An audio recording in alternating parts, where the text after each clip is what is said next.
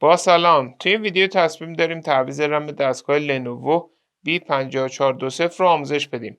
برای این کار دستگاهمون باید خاموش بشه و باتریمون رو از دستگاه خارج کنیم. در صورتی که باتری رو دستگاهمون باشه، برق داخل مادربردمون وجود داره و ممکنه به دستگاهمون آسیب برسونه. خب برای این کار دستگاهمون رو برمیگردونیم. ابتدا باتری رو از دستگاه خارج میکنیم به این صورت. رم ما در این قسمت قرار داره که شروع میکنیم به باز کردن درب قاب کف دستگاه. خب رم این مدل دستگاه رو که داریم باز میکنیم رم DDR3 هستش که در پایین ویدیو هم نحوه خرید این کالا رو توضیح دادیم. خب بعد باز کردن پیچا درب قاب رو به صورت کشویی باز میکنیم و با فشار دست زبونهای رم رو آزاد میکنیم و رم رو از دستگاه خارج میکنیم.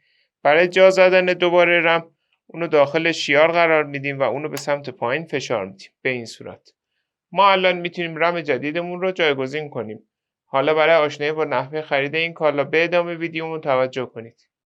برای خرید این کالا میتونید به آدرس www.iranfso.com مراجعه کنید و یا عبارت کامپیوتر افق رو به صورت فارسی در مرورگرتون جستجو کنید. بعد این کالا رو خریداری کنید.